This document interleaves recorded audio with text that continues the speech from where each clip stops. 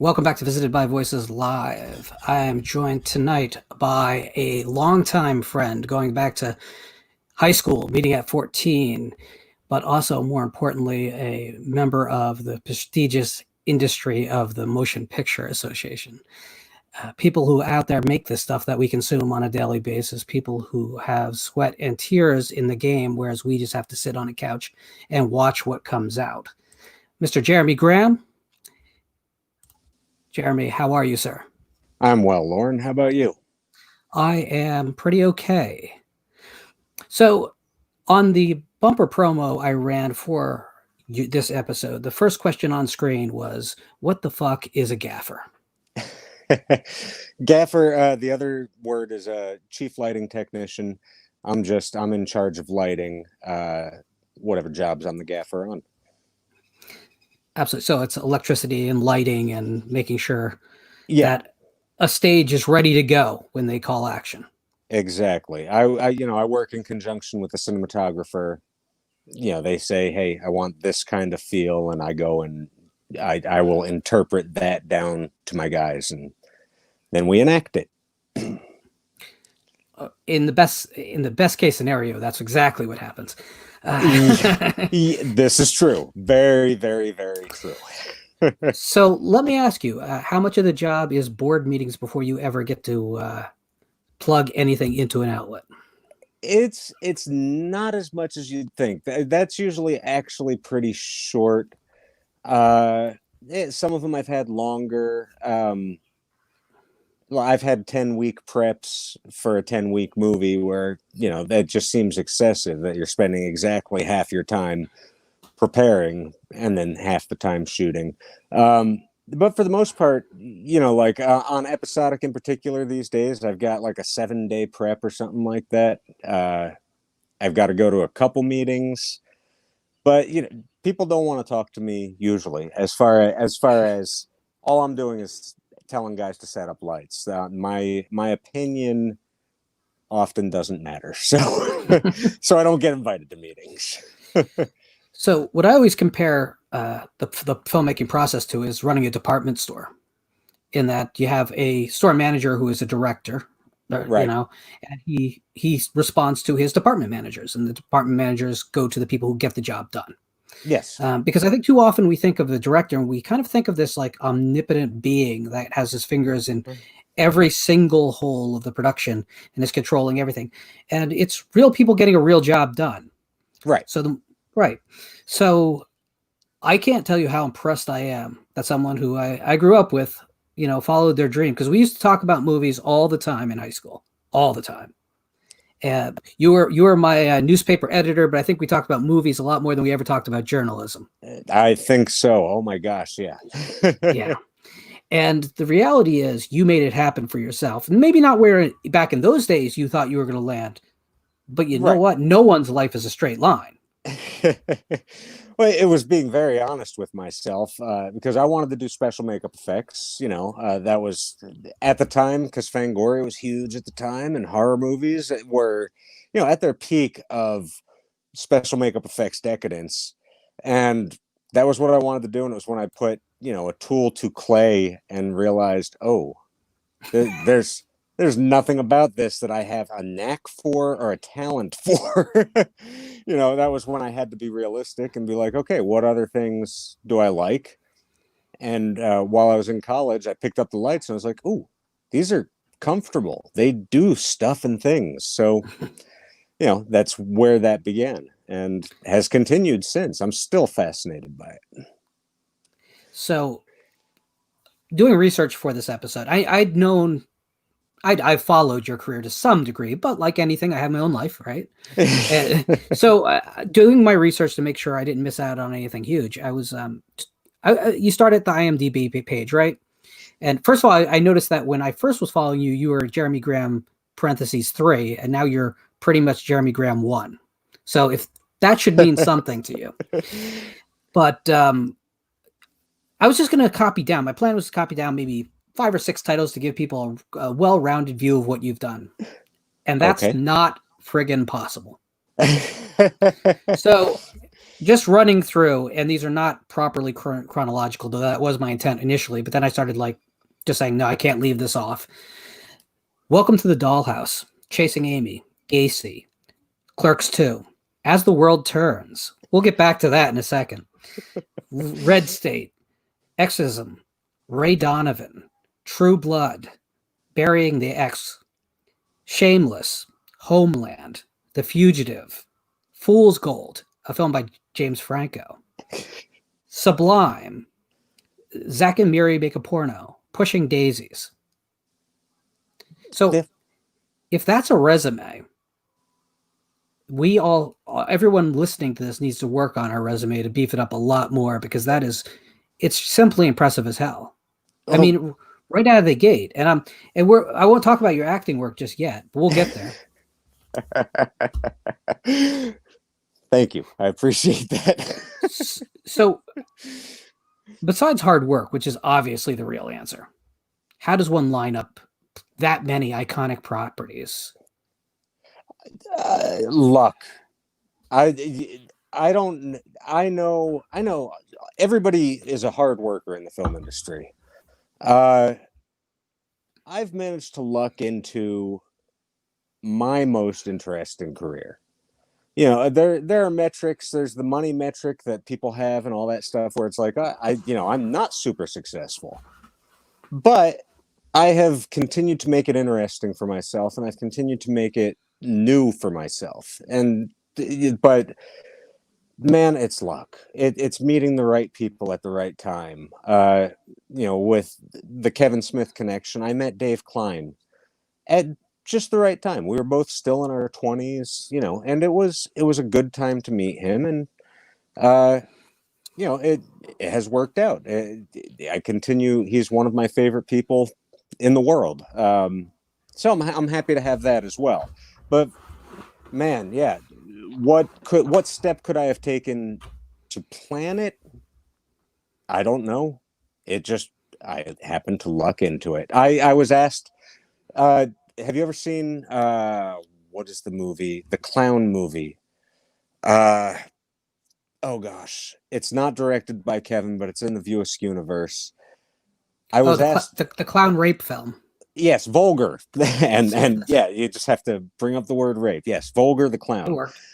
And I was called to go do that, and I turned it down. And that would have been meeting Dave Klein for the first time. I turned it down, not knowing that in a couple of years I was going to meet him finally and be like, oh shit, it's great to work with you, So, but I'm going to blame most of it on luck, and geography. It's moving 2 places has helped. It started with New York City and then moved to LA. Both of those things helped. So let's start at the beginning, or close to the beginning. Welcome to the Dollhouse. Now, I included that on the list, although it might not be as iconic as a lot of the other works. However, I think it is a remarkable work. That's exactly what was happening in the early 90s in film. And I think it's one of the more uncomfortable films you could ever watch. I remember reading that script. That was okay. So that was, I have to go back even further than that. And it's probably actually forward on IMDb. So before I got to Welcome to the Dollhouse, that was 1994 that we shot it. Summer 1994, Caldwell, New Jersey.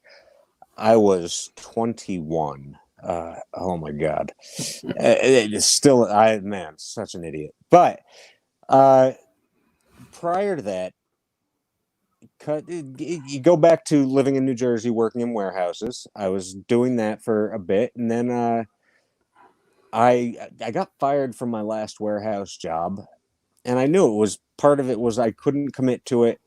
Didn't want to do that. I wanted to go work on movies. So I started picking up back Backstage magazine. That there was no Backpage back then, so no worries about confusing it. No, it was Backstage magazine. I picked it up and it said wanted, basically free help, and it was for the movie The Atrocity Exhibition. And so I started going into Manhattan or Brooklyn. We shot in the studio next to Jim Thirlwell's studio. He had just won his Grammy for Fixed, and yeah, just totally smitten by the whole situation. At that point, I was 20, going into New York just to work for free on this thing. And I did that until April of 1994, and pretty consistently. I'd go in as often as I could. My parents were a godsend. I lucked into having parents who understood that that was what I wanted to do. They were always very cool. They've been so supportive all through. And so cut to June 94, where I'd been working in New York. I'd met a couple people. Still have to go back to Backstage Magazine. Go to Backstage Magazine. I did this movie that's now called, I forget what it was. It might be called Return to Providence.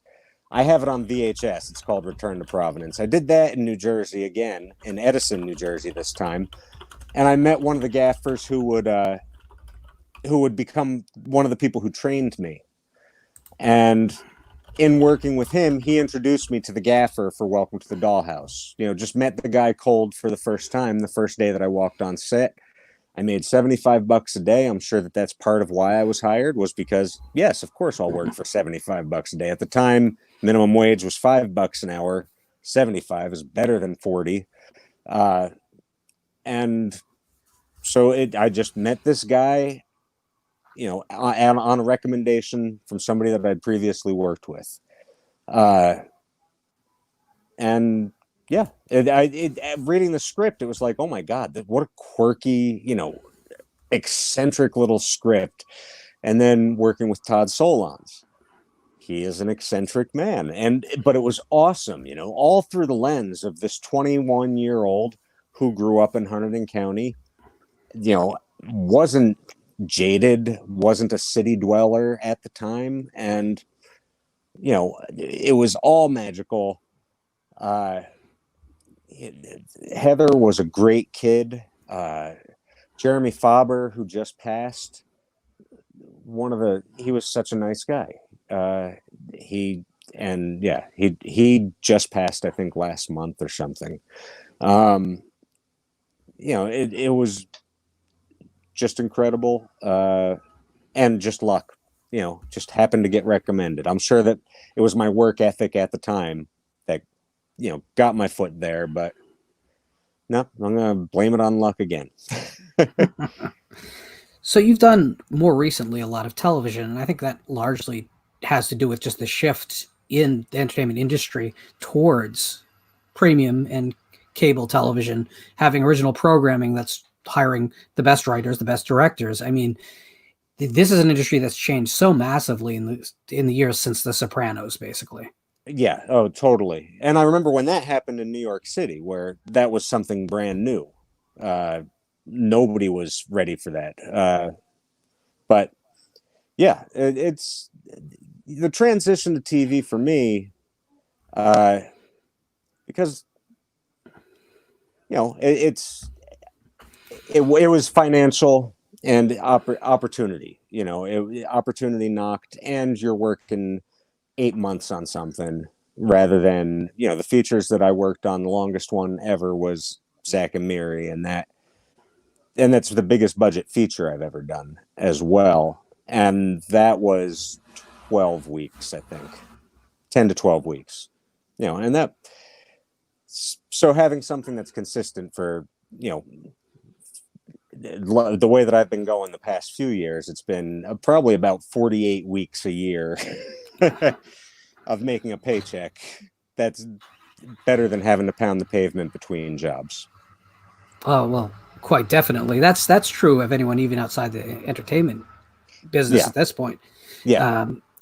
Our parents worked for the same companies forever, right? And like our generation, 5 years was a long time to stay with a company. Now the current generation is more of a gig they'll do a job here, they'll do a job there. They patchwork it together, and that's their career. I mean, the word Right. career means something different. So if you're Right. working 48 weeks a year, man, I think you're doing better than most in straight jobs, to be completely honest.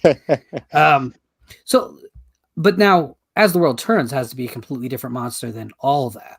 That, how many pages did we shoot? We were shooting like 90 pages a day, I think, or something like that. Like it's an ungodly page count. Like you know, you work on a bigger feature, 1 to 2 pages. I work in episodic, you know, Animal Kingdom at this point, 5 or 6 pages. Shameless is like 11 pages a day, but nothing touches 90 pages a day. You know, you're shooting, it's one take, you're shooting straight through, they're getting everything that they need, and the actors are just so good, as far as they come knowing what their lines are 100% of the time, because you don't last long in soaps if you don't.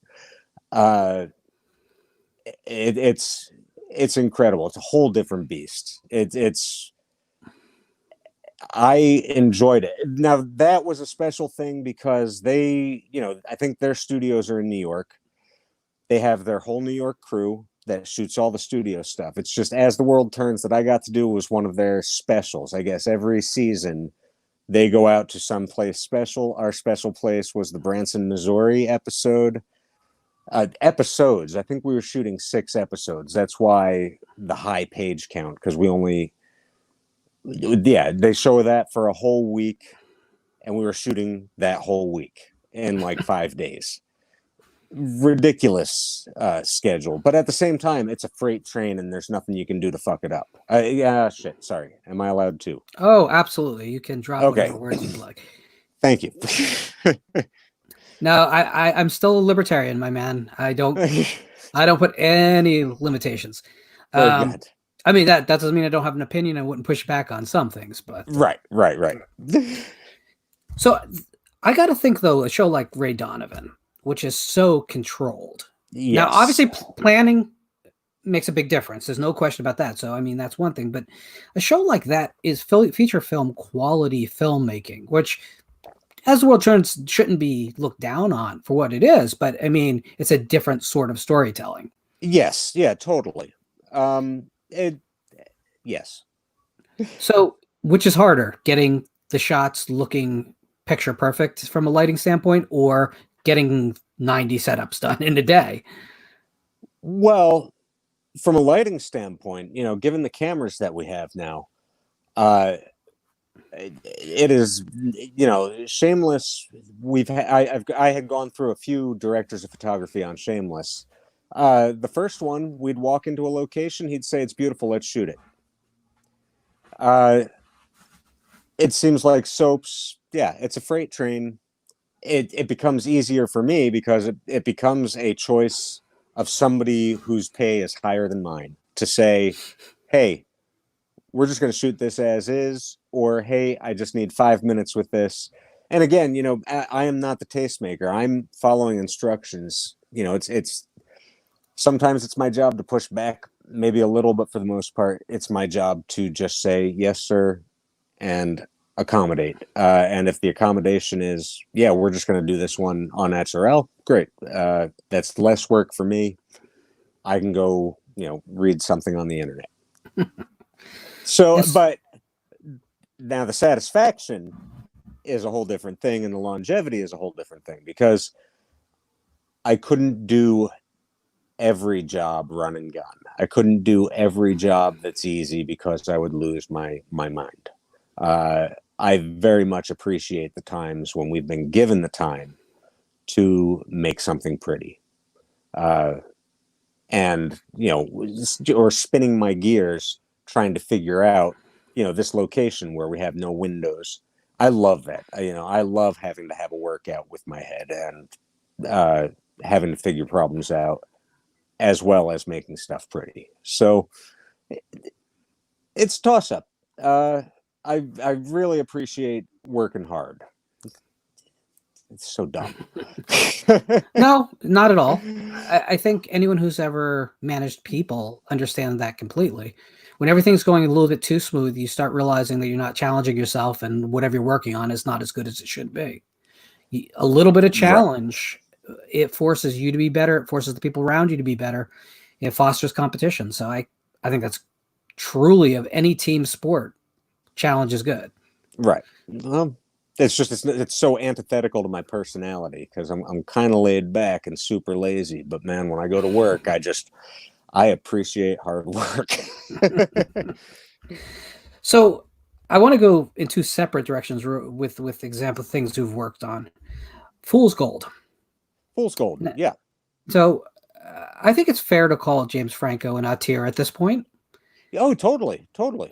We don't tend people tend to think of him as an actor first and foremost, but even there, he has his own approach, which is pretty separate from everyone else in the business. Yeah. Yeah. So what is being on the Fool's Gold set like compared to working with a veteran who's very very controlled, has a clear vision and great managerial skills like Joe Dante?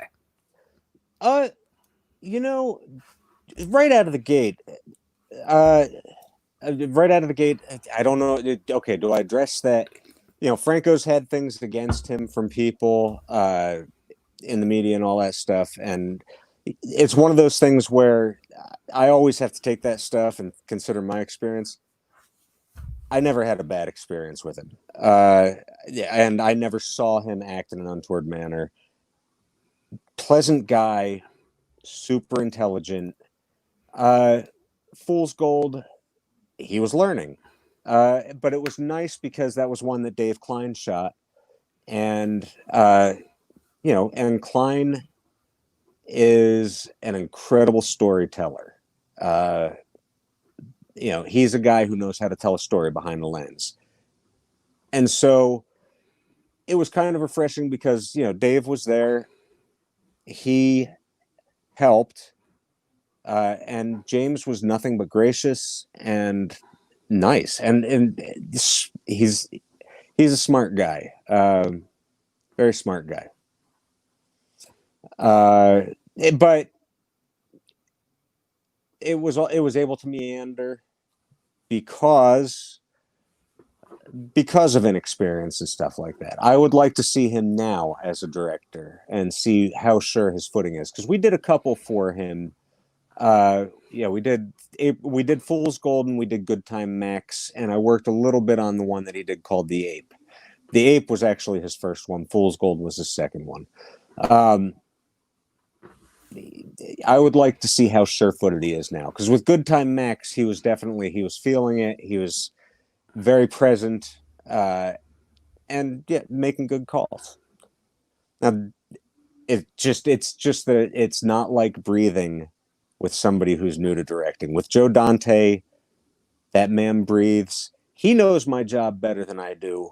I've heard people say that of Jim Cameron. That Jim knows everybody's job better than they do, but he's also very showy about it. Joe knows my job, and Joe also knows how to make a suggestion without being a jerk about it. And I just remember, like, on Burying the X at one point, him just turning to me and going, I miss hard cookies. And it was like I was the one guy on set who understood what he meant. It was like, oh my God, yeah, so do I. He had John Hora come out to act in that, and John Hora shot Gremlins. And if you watch Gremlins, it's all hard light. These days the kids, I don't know how to light with hard light. I don't know how to light well with hard light. I know how to give you exposure with hard light.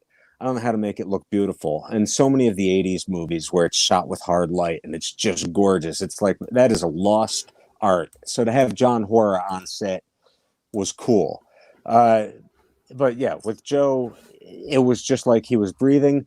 Every setup, like if it was a scene that had Anton in it, another exceedingly good dude.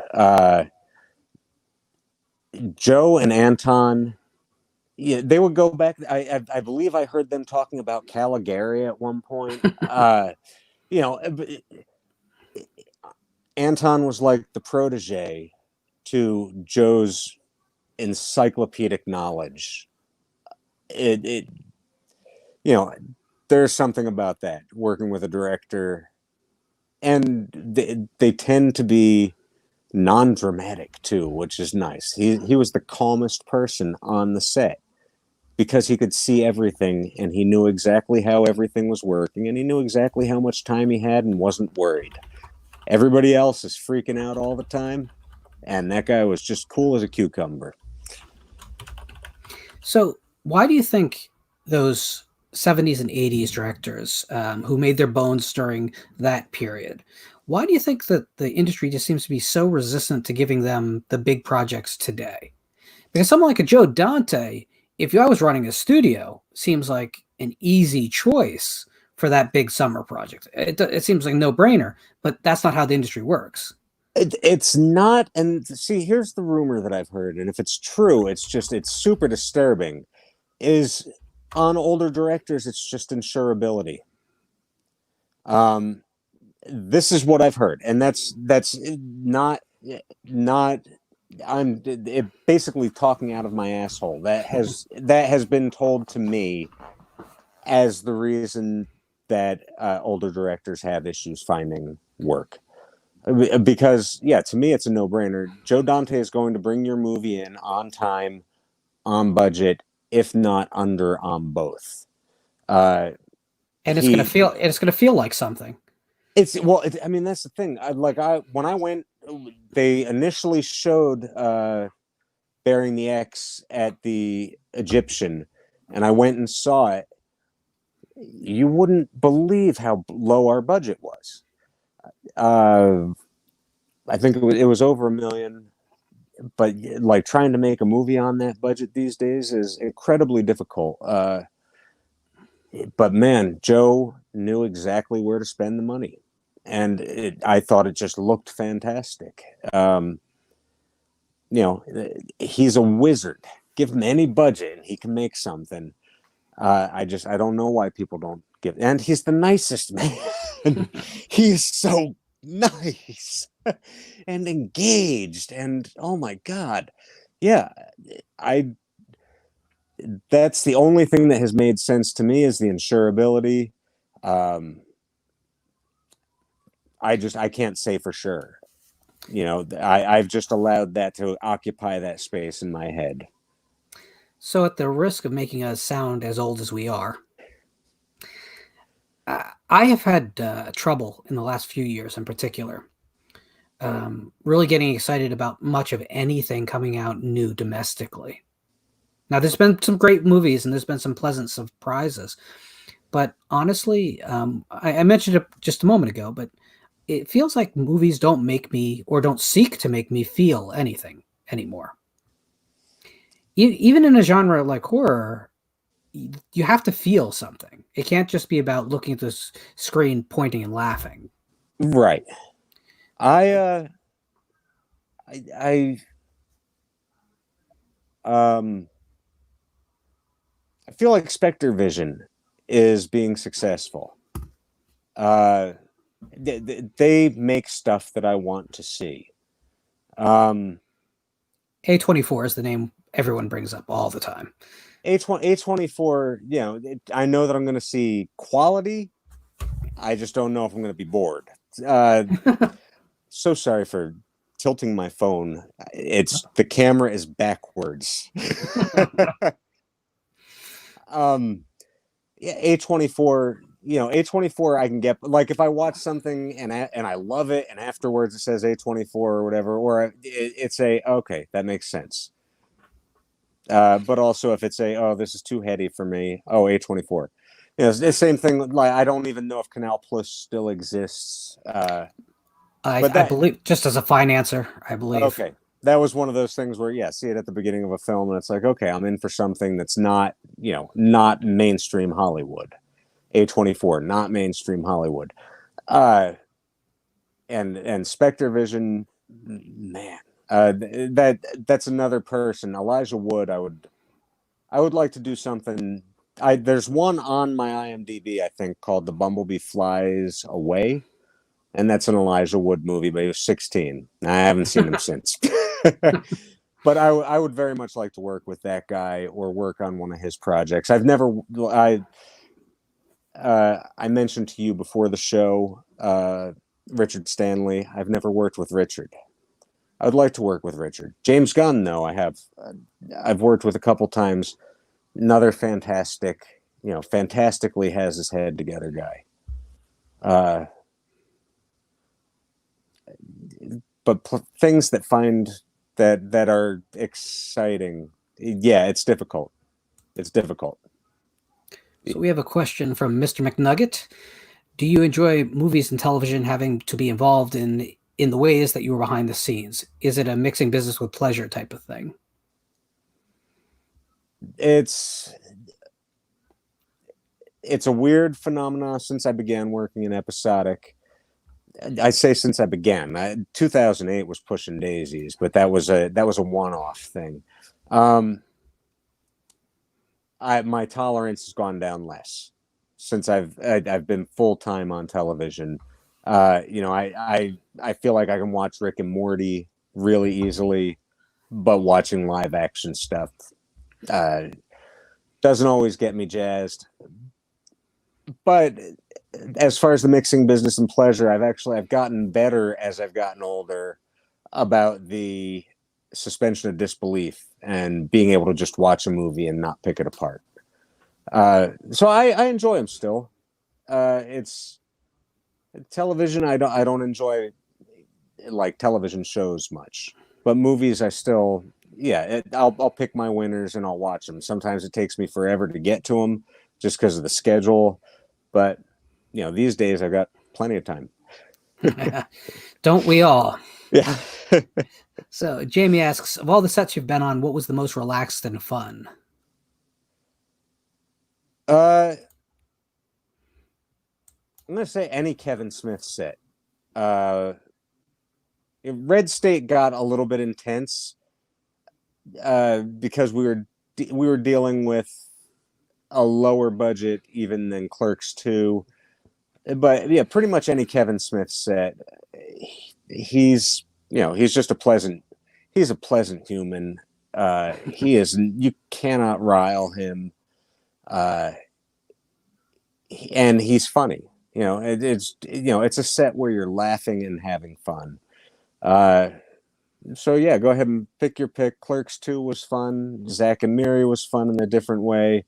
Red State was fun in a different way. I didn't spend much time on Chasing Amy, so that was I rigged on that. I got to go to the rap party, but I wasn't on set much for that. But and then so I'll put any Kevin movie first. The stuff that I did with James Gunn was pretty relaxed and fun. I did a PG porn, and I did Sparky and Michaela, which was for Xbox TV or something. But those were relaxed, fun. I was an outsider and felt welcomed. That was very much his friends and family coming together to help, put on a show, and that was pretty relaxed. Have you seen all of your work? And I know the answer is going to be no, but how much of your work have you seen? I've seen most of it. There's a movie called Claire Dolan, which was directed by a guy named Lodge Kerrigan. I've never seen Clean Shaven, which I guess that's the movie that everybody loves by him. I've not ever sat all the way through Claire Dolan. It's a think piece. It moves very slowly. For me, for my taste, again, I would have nothing bad ever to say about Lodge. It's just we have different tastes. I'm trying to think of anything that I've not seen a stitch of. Nothing comes to mind. Wow, that's more than most people in the business. Well, okay, on my episodic. I haven't seen every episode of every show that I've done. Just because, again, the time thing, the scheduling thing. But yeah, I've seen enough episodes to know that I'm still doing the right thing. So I'm gonna put Jess's question up here, but I think you can answer it yes. I missed the opening. Did Jeremy say if he was based out of Los Angeles, New York, Atlanta, or elsewhere? I did not. I am based out of Los Angeles since October 1998. Before that, 94 through 98, I was in New York City. And before that, hiding out in the back hills of New Jersey. Yes, indeed. Absolutely. Go occasional treks down to Trenton to see bands. Yes, exactly. Yeah, the good days. Do you remember that Dean and Gene Ween were at that same Dinosaur Jr. show? Yeah, absolutely. So what's weird to me is that the woman who asked me to work on Vulgar is now dating their bassist. Well, haven't they changed out their entire band at this point, though? I don't know. It's Dave Drywitz. I don't know. I think he still plays with them, but it's weird to me that and people from different periods of my life coming up at different intervals. It's hilarious. So because we're having a completely private conversation, let me lay some background. Sorry, very sorry. No, that's what I want from this show. Okay. So Jeremy and I went to high school together. We went to see some shows. I mean, I think the first thing we saw together was the Cramps. Yes. Yep. Where I think we were way too young to be actually inside that club. Yeah, because that would have been Stay Sick. Yeah, we were probably 15, 16. Yeah, exactly. Yeah. I think more on the 15 than the 16 side, but yeah. We were like different kinds of outcasts at school. Jeremy was actually a fairly popular guy. He wasn't fringe, but for those of us who really knew him, he was one of us, man. He could mix it up with anyone because he was anyway more of a social flower than I was. But that wasn't hard to do either, by the way. But Jeremy could win over the teachers, and I only had a few of the English teachers on my side, and that was it. Thankfully, they'd write me passes to get away with almost everything, which is how I graduated. But yeah, so Jeremy and I used to talk movies all the time. And it was mostly horror movies, and it was mostly like an issue of Fangoria would come out. We'd get it within a day of each other. And it was inevitable. Like, do you see what's coming out? Do you see what this is? Do you see who's working on this? Do you see that still on this page? And I feel like there's an entire generation that can't have those stories because of the internet and just the way we get media. And even the place that movie plays in a lot of younger people's lives is just fundamentally different than you or I. If you or I were to go down to Flemington to the Blimp Theater and see a movie, it was a big deal. That was a big thing for us, right? Yeah. That week was huge. Yeah, you had to call mom and dad, or you had to let mom and dad. You had to convince mom and dad. Yeah. Now you click a link. Yeah, that blows my mind. And I'm wondering, do you think that devalues cinema to a degree? I don't think so. I think it expands it. It might devalue it in a box office manner. Yes, for sure. Because it's more equanimous. Because now there are niches. Everybody's movie can be seen, which I like that a bunch. I like that people have an opportunity where distribution used to be a nightmare.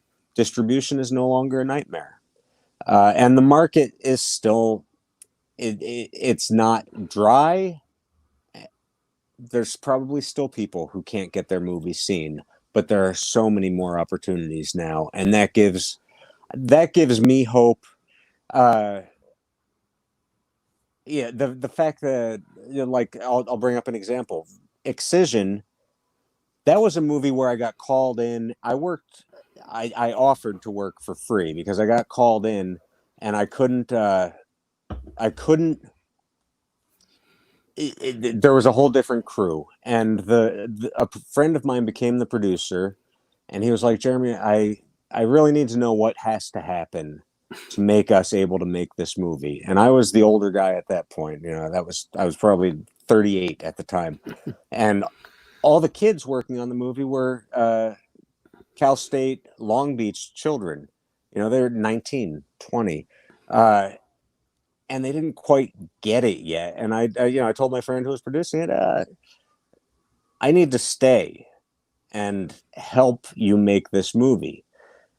That was before I even met the kid who was directing, Ricky Bates. And the very first shot that we're doing is a shot of a kid in a, I want to say a kid in a crib, but there's no kid in a crib in that. I guess we're just we were just photographing the crib empty, but at such a wide angle that I couldn't put a light anywhere without it being seen. And, I go up to the director and I'm like, man, if you move this shot over here, if you do this, if you do that, you can, I could light this, but I can't do it right now. And he looked at me and he said, no, this is the shot. And I'm sitting there thinking, what a snot-nosed kid. This is the shot. He's all of 25 years old. Fuck this kid. And I go and I look at the monitor and I'm like, shit. Because the kid's got a Kubrickian shot, lensed up. And it's like, okay, well, now I have to figure out how to light this.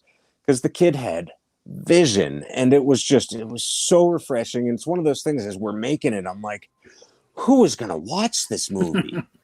And it was when I saw my first animated GIF of it that I was like, people watched that and people liked it enough to watch it again and again and again and make GIFs of scenes.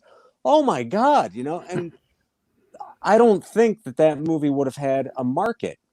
It would have been super difficult to find distribution for that back in the 80s, 30 years ago. That would have been an impossible. Oh my God, 30 years ago is 90 now. Now that hurts. But they would never. It would have been something that was straight to video, and maybe 10 people would have seen it. Except they're the ones that everybody that I ever talked to saw. Everybody knows Zombie. Everybody knows that the zombie punches the shark in Zombie. Everybody saw that. It doesn't. I can cross every demographic of human that I know, and everybody's seen it. Well, things have changed a lot since our days when we were scraping to find bootleg VHS copies of movies that you couldn't find. I mean, Cannibal Holocaust is available on several streaming services right now that are incredibly mainstream. Right. That was not our world. Right. No. Oh God, no. You forbidden fruit that you'd have to hunt down and that it was difficult to find and that you've only read about because it wasn't available anywhere. That's all changed now. Everything is available. If it exists, it's available. It's incredible to me. And I think for people like us, we have a different perspective on it because we do remember when it wasn't available. So I think that makes this all seem kind of mind-blowing. But there's people who are growing up with this. Yeah, like never knew any different. No, it blows my mind, when VCRs were introduced, buying a VHS movie, I could never do that. Not until Top Gun put a Pepsi commercial in front of the movie. $25, baby. And yeah, exactly. So that was the first one that I bought. And the second one was Return of the Living Dead, because thankfully there were now commercials on your videos. I think it's a Warner Brothers. Yeah. Oh, nice. I can't. It was Creature from '85. Oh, the Alien ripoff on beta. Exactly. Yeah, I don't know that I've ever seen it. I don't think that I have. Oh, it's horrible. I love it. Right. So I'm doing a video for my channel about extinct formats. So to my right, where you cannot see, is I think there's 14 different dead formats that were commercially available. Right. But I think it's interesting because we have a little bit of age on even most of our audience now, because it's weird to think we're approaching 50 quick. Yeah. And it doesn't feel like a long time ago when the bands that are now in the Rock and Roll Hall of Fame were just coming out and we were having conversations and very excited about them. Yes. Oh my goodness. It's crazy. Yeah. But it's interesting because I think like a lot of the films that we were so excited about in 1989, 1988, when we were first hanging out and talking, have now become legitimate film classics, not cult classics. You Right. mentioned Return of the Living Dead. There is no way not to call that film simply a film classic. Oh yeah. No, I did, and it's yeah, and that's another one where I cross demographics. Everybody knows it. My home, I have a homeless guy across the street. I almost called him my homeless guy. His name is Mike. His name is Mike. He's very smart. One of the last films that he saw in the theater was Return of the Living Dead, and so he's incredibly smart. I don't know his circumstance. It's heartbreaking. I give him all my recycling. Um, but he and I will talk Return of the Living Dead to each other. It's one of those ubiquitous films that everybody picked up based on the cover art. Well, if there was any part of you that had ever enjoyed anything punk rock and horror, it was the perfect combination at the perfect time. Exactly. And I lament that I don't have the British version that has the original soundtrack. Oh man, here we go. That's the version that I have. It's the Deadbeat Dance thing that breaks my heart, because that song was perfect in there. And it's really tragic because the Tall Boys take a walk with Yeah, suicide. yeah, That song's being in that movie was really the only thing that band ever really had going for it. It was a European band. They didn't even have a cult following. They were basically a garage rock band. They weren't really punk. And now that it's not in the movie proper in America, it kind of took their thing. right. That's awful. Yeah, It is. No lyrics in it now, right? Like, I hear the music, some of the music, but no lyrics. Only like Surfing Dead, what they've done with that in there. And that can't be strictly a rights issue, because there's still remnants. Here's the thing. Back in those days, and this happened with heavy metal as well. Now, whenever I sign a contract, because I have to sign a contract because of all the behind the scenes stuff. Every contract contains the line, in all perpetuity, throughout the known universe, on media known and yet to be discovered. That's what you sign away your rights to now. That's not how it always was. And so as these new formats have come out, the rights just don't extend to them. And, I believe with The Damned, they don't give a fuck. They don't care. No. They got their Scott Pilgrim money recently. They're good. Right. No, it was Scott Baby Driver. Baby Driver. Yeah. I was very excited in the theater when it's probably my favorite part of the film. Just that movie, neat kicks up, and yeah, no, exactly, and it surprised the hell out of me. But then didn't I? Like, that's a filmmaker that excites me. I like Edgar Wright. I like his stuff, and man, Scott Pilgrim. I'm like, technically, we're skewed older than the demographic for that. Fuck, I loved that movie so much when it came out. It was very eye-opening. I just found it to be so fresh and so original. See, that's fast-paced in a way that I think is positive. Like, I think film in general moves too quickly today, but his style of filmmaking, it works for it. There's also a film that he has nothing to do with called Detention.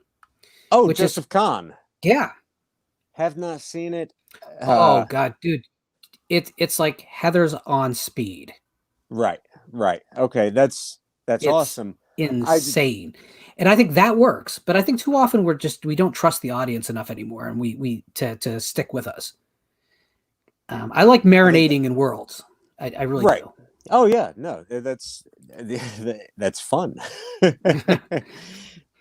So, I liked Mandy a whole bunch. I have not seen your take on Mandy, but that's a world that I enjoyed spending a whole lot of time in. I haven't seen Beyond the Black Rainbow.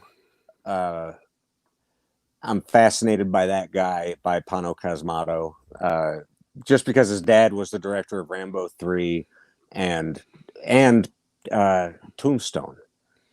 See, I'm gonna get in trouble here because I always do, because I like First Blood and I love Rambo, the fourth film. Yeah. Oh yeah. Yeah. Yeah. I don't like the second or third film. I never Oh, have. I don't either. But it was one of those things. I think he also made Red Scorpion. Yeah. You know, it was those action films in the '80s that where you knew, you know, you're not savvy, but somehow you know you're watching something that's not great. Listen, I'm happy when anyone survives the business that long. Right, right. There you go. I'll take that as a win. Right. So Which, so yeah, it was that director, the director, but it was his kid who was just doing video assist on Tombstone. He's now a director of some pretty subversive cinema that creates an entirely foreign world that I can walk around in. I very much appreciated that. There was a movie several years back called Ink that was out of Denver, and I enjoyed the world that created. I can't remember. The only thing that I can remember is the one of the lead actors is a guy named Christopher Soren Kelly. I can't remember the name of the guy who made it. But it was something where it was just out of left field, where it was something I'm not expecting this, but now that you've invited me in, I like what I'm seeing. I like walking around in here. and you mentioned Kubrick before, and that's pretty much his trick, right? To create such a well-rounded world that you luxuriate in it. You Yeah, just want to live in that world, even if unpleasant things are there. You kind of hate to see an ending coming. right. There's a current Italian director called Ivan Zaccone, uh, Okay. and if you get to check out his stuff, he does mostly Lovecraft adaptations. But the thing is, he is such a visionary director, working with no money, even by Italian film standards at this point. But he just pulls out these amazing, amazing films. He did a web series based on Herbert West Reanimator, which he's now cut into a feature film. But on no money, he made it as a Right. serial because he did not have enough money to make a feature. So Right. he'd make a segment, go out, raise the money, make a segment, and he made it. That's how he made his Herbert West Reanimator. Right. For my money, it's a better film than Stuart Gordon's movie. Well, I'm not going to write it down. I'll be able to recur to this later, but Yeah, Ivan Zaccone. It's yeah, definitely it's he. So I think there's these guys out there that really do want to do something, but unfortunately, instead we're getting Grudge 2020, and yeah. Well, you know, and Underwater, which was a big, loud, soulless movie. right. I haven't seen it yet. That's one that I wanted to see just because they mentioned the C word. You got me at that all the time. Um, it's skittish out here. You know, it's weird how that's the studio system works. That's why I am enjoying Spectre Vision, because Spectre Vision seems to really be stepping back. You know, they're not getting super wide releases, but they also know that that's not what they're appealing to. They're not appealing Right. to a super wide release. Uh, and when there are super wide releases, they're fairly geriatric for the most part. You know, they're safe, they're sanitized. The last thing that I saw in the theater that was giant and made me feel just terrible about the world was Seven. I just remember walking out of the theater being like, "Oh my god, I feel sickened. This is the world is awful. This place is terrible, and it's not worth saving." You know, um, Well, Fincher's but just one of those guys that can make you feel, though. I mean, he chooses to make you feel like that, obviously, but right, the worst Fincher film is still going to make you walk out going, "I've been changed at least a little bit." yeah, well, totally, and they'll still give him a budget. The one that never made sense to me, as far as people who get a budget, is Julie Taymor, where she doesn't make accessible movies, but they give her these massive budgets, and it's just. But she's making art. That's something where it's not my cup of tea, but she is elevating the art form. I feel bad that I feel like I haven't seen a Tarsem weird giant movie in a moment. But that's another guy who was just making art and elevating the art form. You know, I haven't. There are so few and far between. That for the most part, I'd say, hey, who can we hire to direct this? A lot of the stuff coming out of big studios these days, it seems like, is they'll just co-opt television directors. And to me, sometimes that doesn't make sense, but then it makes perfect sense if you think, well, for this director's inaugural film, yeah, they're going to sit on them for the entirety of it, and they're not going to let them make their movie. They're going to make the studio's movie and show that they can jump through hoops. So it makes an amount of sense, but at the same time, it's always like these days debuts are usually geriatric-ish, no edge to them. Or if there is an edge, it's a very commercial edge. So James Frost asks, what is your guys' favorite Stanley Kubrick film? And I'll let you answer for me as well, because I think you probably can figure it out pretty fast. Oh, no, Clockwork Orange. No. Yes. Yes. Yeah. That, of course. Yeah. I love The Shining, but Clockwork is the better film. Right. And that's the thing. I think I don't include that as my favorite Kubrick. I think mine is 2001, and I'm not sure why. Like Clockwork Orange, I know I've come across on the TV and turned it off, but 2001 I've come across on the TV and I end up losing half my life because I'm just sitting on the couch watching 2001. I don't know what it is about it that appeals to me a bit more. But oh wow, and The Shining though. Yeah. But I'm still sticking with 2001. I don't think there's a wrong way to answer this question. Right. No, it's just maybe you'd have to. I'd push you if you said Eyes Wide Shut because I'd want to hear your reasoning. But other than that, that's a tough one. That's a tough one. It has grown on me. Thankfully, that's been 20 years now since it came out, so It has had an opportunity to grow on me. It's grown on me in ways that I can't put my finger on. And that's one thing about Kubrick that I like is that the compellingness is a mystery to me as the viewing audience. Why am I compelled? Some of the stuff can be the slowest moving stuff on earth. Why am I compelled to continue viewing? I just don't know. So Jeremy has a ridiculous memory. That's one thing I want to point out to the audience here. And the reason I let him answer is because I used to wear a Clockwork Orange t-shirt to high school.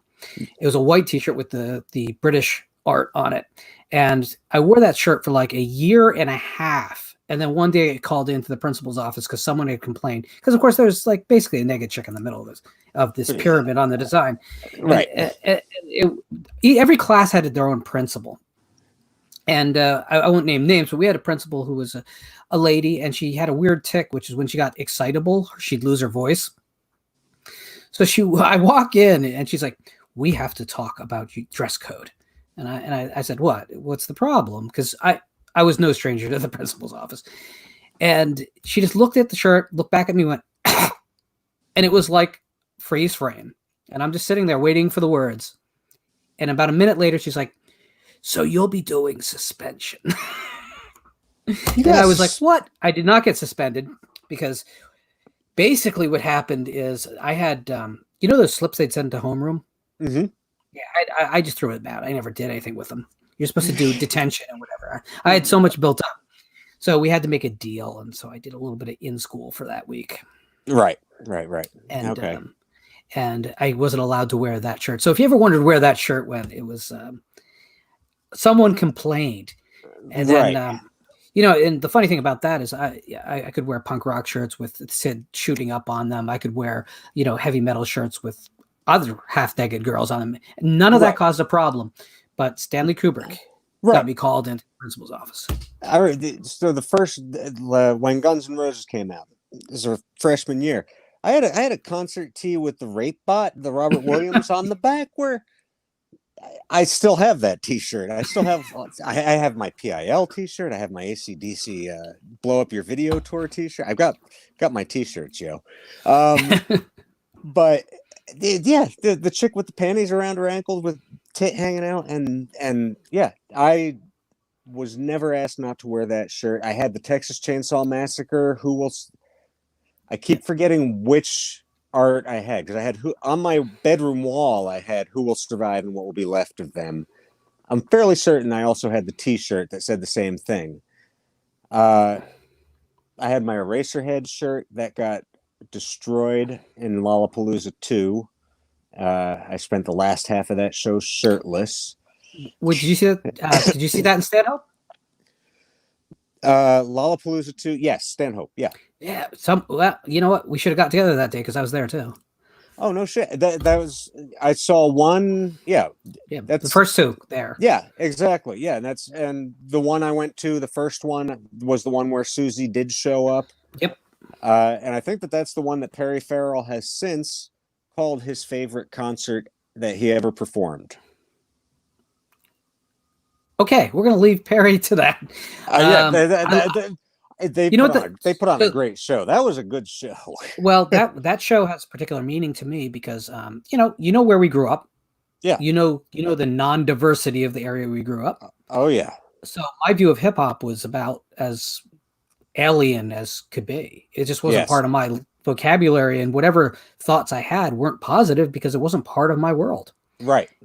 Ice-T's set changed my mind about the entire genre. He came out and played harder and was more rock and roll than anyone else that day.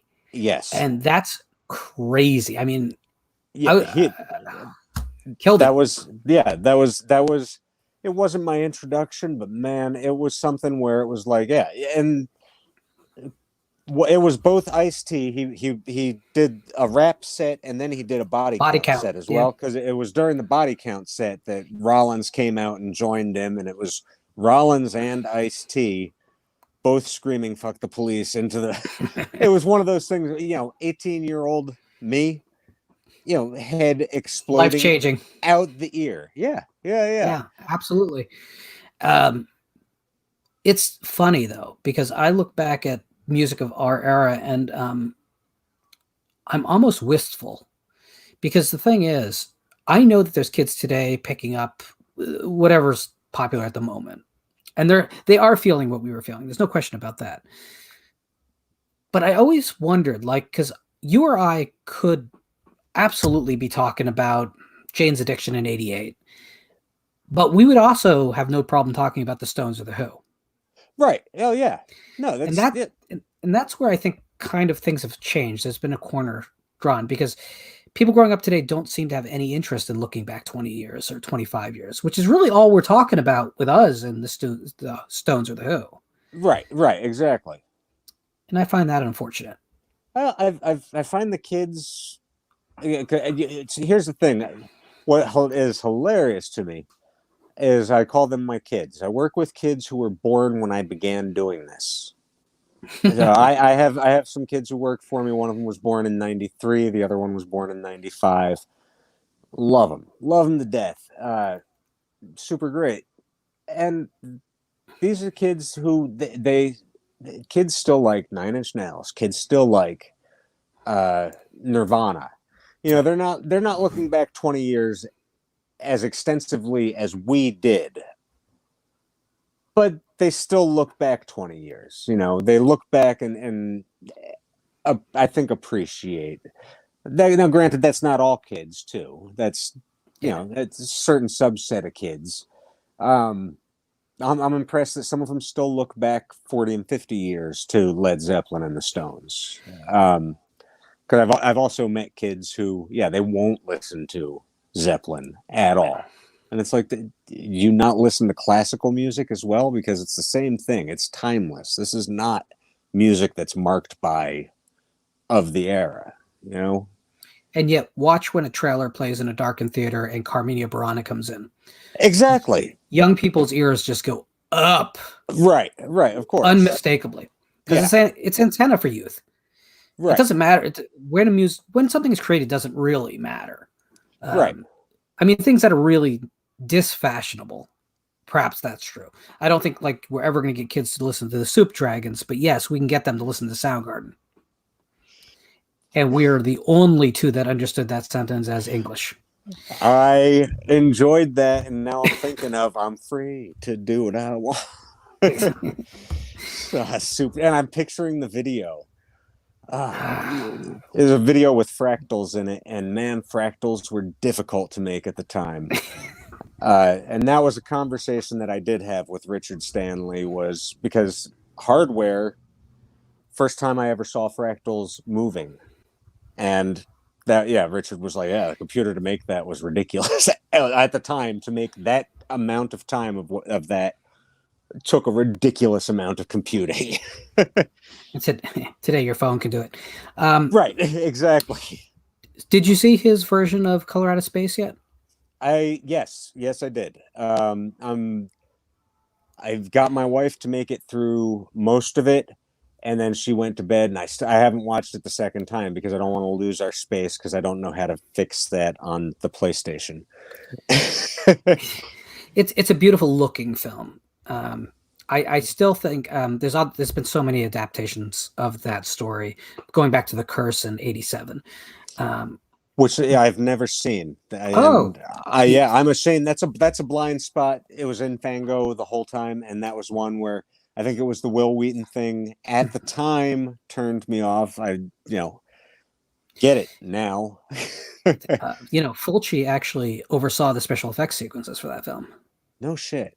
I did not know that. No, craziness. Horrible blind spot, and I did not know that was the same story. It took me until last month to read the story. That was a Lovecraft that I had never read.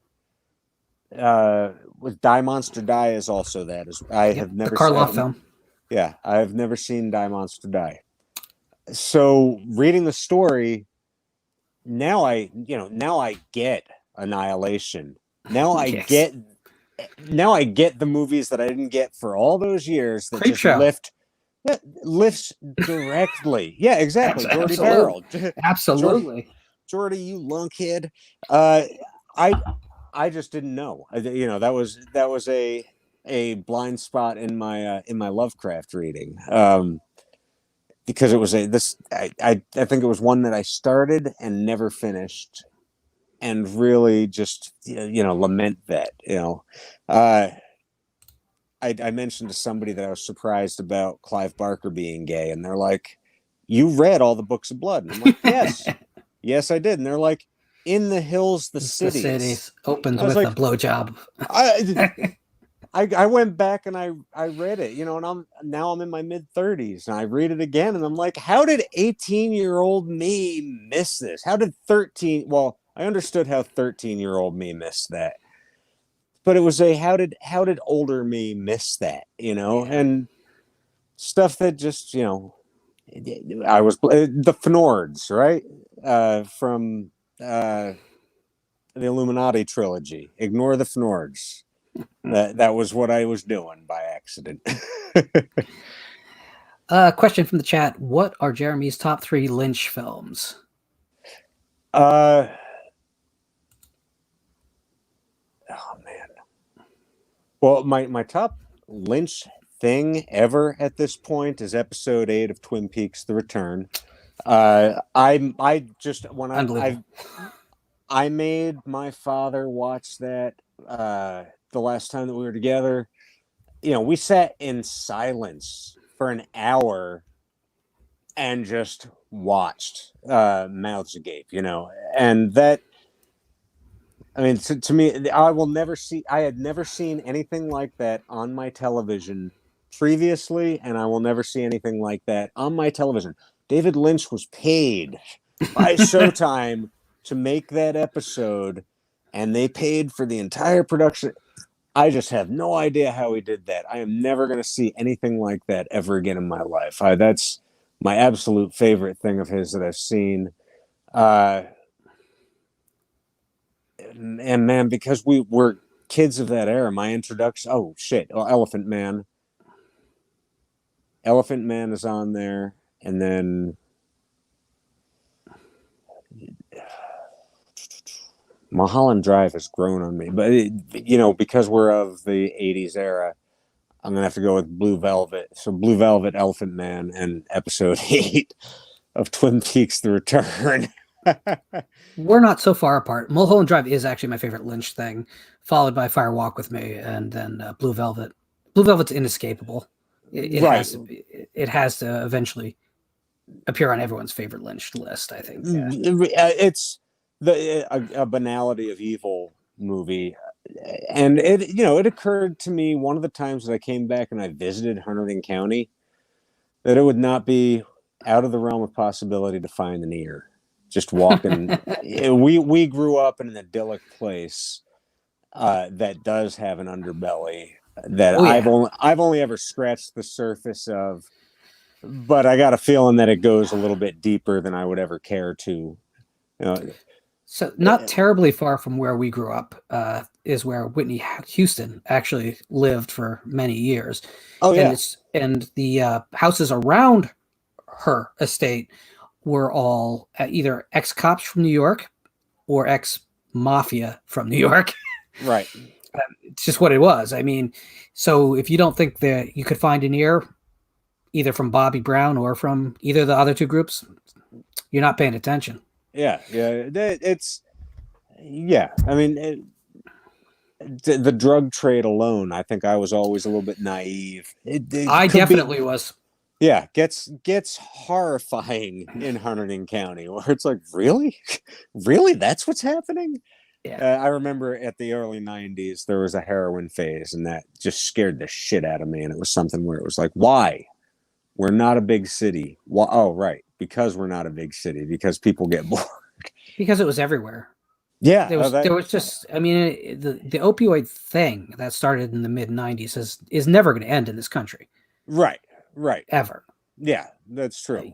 For you or I, we can't imagine it, but it's funny because I think that we would have been thought of by our peers, not that they liked me or so I don't know if they were really my peers, but we would have been thought of as kind of the more likely to be into that kind of a scene from the outside in. But yeah, in reality, we were the straight kids. We were like the 1950s kids, really. Yeah, totally. And that's the truth. I mean, and that's something where this is the thing that has occurred to me many times over the years. Many times since 1999. We would have been called Columbine kids. We had no concept of what a Columbine kid was. The closest that we came to was before we even got there, when whoever brought the gun in to shoot Mr. Manger. Yep.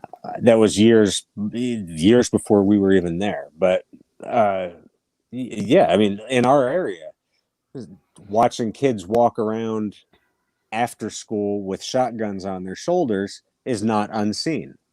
We would have been considered the dangerous, oh my God, what are those kids plotting? What is blah, blah, blah? Trench coat mafia, harmless. And that's, I lament that kids don't get to grow up with that anymore. We were probably one of the last graduating classes. Well, we were 8 years away from kids no longer being able to wear Texas Chainsaw Massacre t-shirts. My Eraserhead t-shirt would not fly.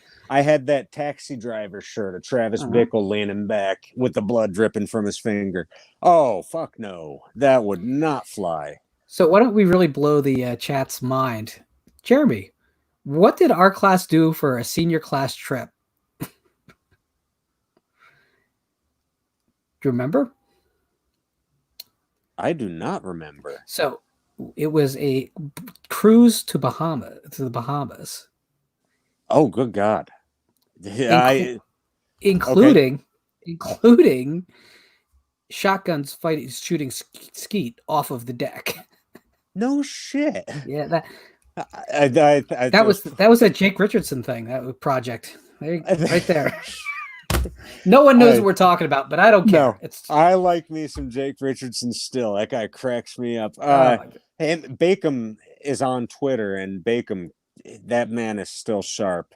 Yeah, I don't recall it because I didn't go. I know that that's something that we wouldn't have been able to afford in my household.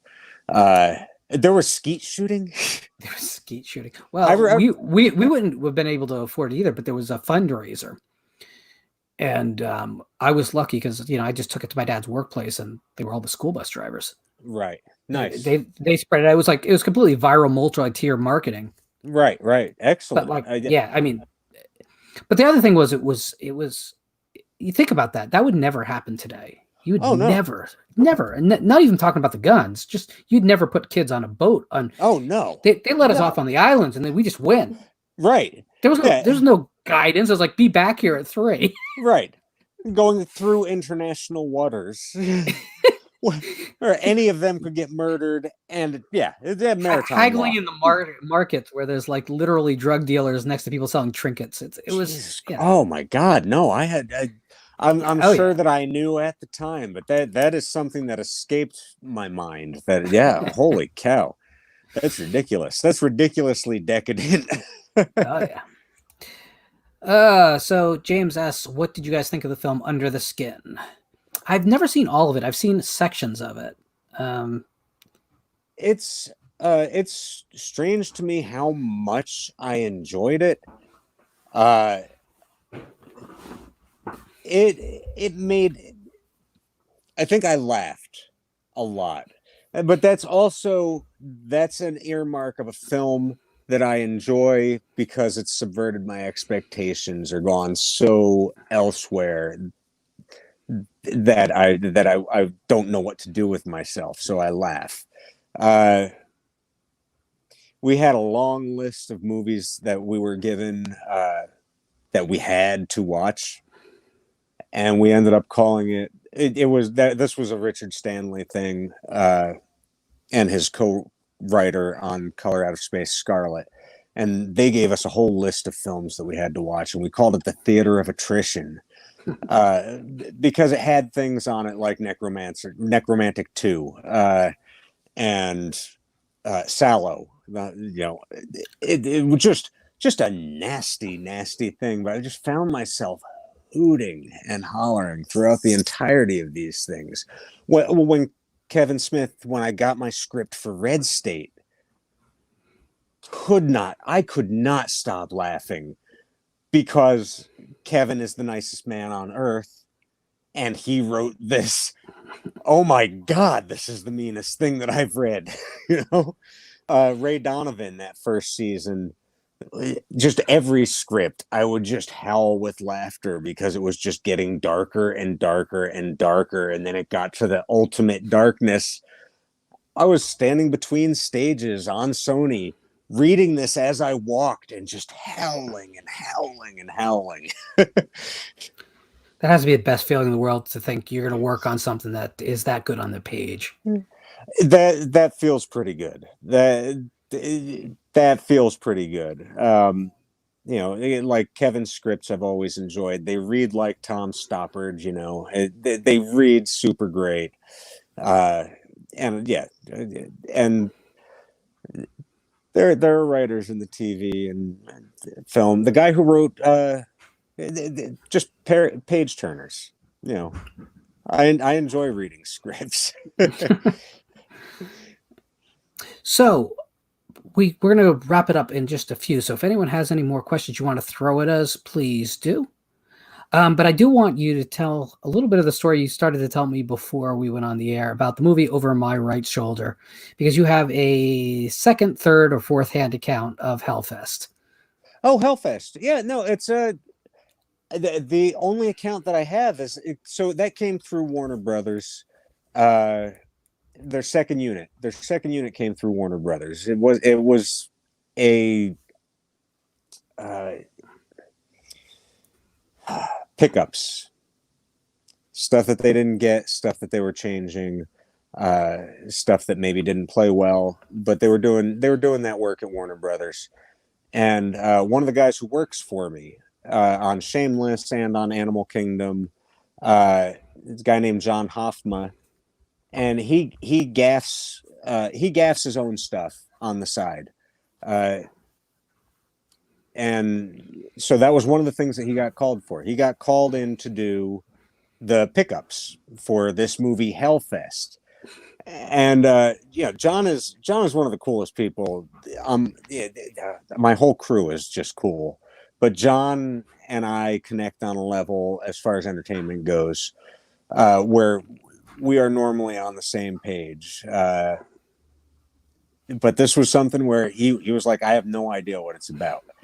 And I ended up going to visit him one day on set, and I haven't seen the movie. And this is the big shame of it. I haven't seen the movie, so I don't know what I was looking at. I know that there was a lot of red light. I know that at that time, LED wasn't the thing, and that to make their red light, they were using gels, and it looks almost like flames coming up, but I believe that they were doing the crepe paper flames, and I don't know if this is a party or what this is.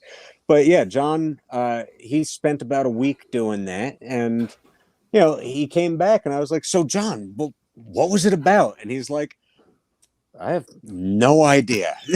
Could not tell you. And then, naturally, when I saw on Twitter that you were calling it the best slasher film in the past 20 years, but by that time I had already seen many other people saying that as well. It was oh my God, I have to see this movie. And then, work gets in the way and I don't get to see stuff, and I totally forget about it. And I literally watched The Thing for the 150th or 175th time. And it was literally just last year that I noticed Doc Copper had a nose ring. I went 30 years without ever seeing his nose ring. That destroyed me. That's awesome. I thought it was Mandela effect. They must have changed that. Everything is Mandela effect. That's what I believe. That's true. This is true. Nothing's right. So James will get our last question in for the night. He asks, what is your guys' top 3 favorite Godzilla films? I don't remember. It was called Destroy All Monsters? Yeah. Is it still called that? With the two little boys in the radio and Monster Island calling Monster Island. Absolutely. Yeah. I haven't seen that in years. That one will always be my favorite. The original Godzilla. And man, I don't know. Can I add non-Toho ones? Because Absolutely. I quite enjoyed the last one. Godzilla King of the Monsters, right? I'd put it as my 3rd favorite of the series of all the franchises as well. I thought it just showed up. It just delivered. Oh my God. So here's the thing. A lot of people just scream at that movie, all these things, these criticisms I don't understand, such as, oh, there's too many parts with the people in it. It should be all the monsters. I'm like, have you ever seen a Godzilla film? Yeah, that's what they do. They're people, they talk about monsters, and then there are monsters. I can deal with that. There was a plot. Yeah. Oh my God. Exactly. Yeah. I'd say the original film is my favorite of the bunch, but that makes sense because I have a fixation or perhaps a fetish for black and white horror to begin with, right. And especially war analogy horror is like a special place in my heart. So That original film.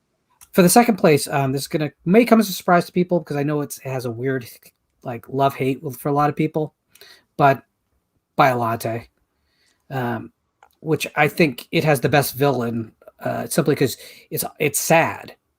Like in a way, Godzilla makes the villain turn because Biollante is such a noble creature in many, many, many ways. So I think it's a cool film. All right. I haven't seen that one. I know that it came out. That was in early 90s, late 80s, early 90s. Because the guy who introduced me to John Woo was like, "Oh, you have to see this. This is a new wave." And you have to see it. And I was like, and I know that I made it through a little bit of the beginning. That's one that I have to revisit. Definitely do so. It's definitely worth it. Cool. So, Jeremy, ask me what's coming up next on the show. Hey, Lauren, what's coming up next on the show? Glad that you asked.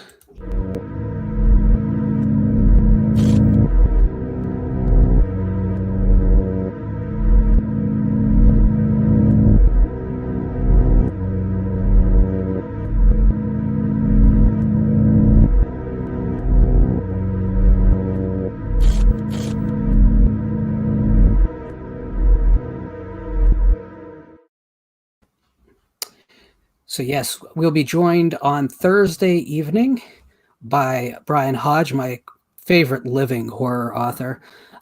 I think Prototype may be the best modern horror novel, period. He's a guy I've looked up to for a long time. Our paths have crossed several times in the past, but it's good. I've never been able to have a sit-down hour and a half conversation with him. So following last week's conversation with Kathy Koja, it's been a good role for me. This will not be the last name author that we're having on the show. I will say, because I'm going to say this on the show next week as well, that one of my biggest thrills in life was having a story in the Dance Macabre anthology put together by Nancy Kilpatrick that featured both Brian Hodge and myself inside the covers. And I think I stared at that book almost afraid to actually open it and make sure it was really what I thought it was, even though, for a year I'd known it was happening. So just want to give a quick shout out to everyone who participated in the chat tonight. Thank you, James Frost, Jess Graham, Pizzawell, how are you, sir? Jamie has been here since pretty much the beginning. Al from Rush, who else do we have out here? Mr. McNugget, DJ Donnelly. Got some very familiar names here. Big Crack Rock, thanks for dropping by. Jeff Overing, Crystal Lake Counselor 1977, Dave Vanderhoff, Scotty, and that's me at the top. So thank you, everyone that's participated in the chat. Thanks for everyone who watched but was a little bit too shy to say hello. Jeremy, where can people follow your work? They can watch Animal Kingdom or Shameless. There's always IMDb just to see what I'm working on. But yeah, watch it. It's good stuff. Truer words never spoken. Thank you so much, Jeremy. It's been great catching up with you. I think that the conversation went really well, as the chat seemed very, very engaged in it. So I want to thank you for coming on board. If you get out to the other coast, to civilization, let me know. We'll have to get together. I will do so, Lauren. Thank you so much. I very much appreciate it, and I am proud of you as well. I love that you're doing what you love. Burying bodies in the backyard? Yeah. Good night, guys. Always.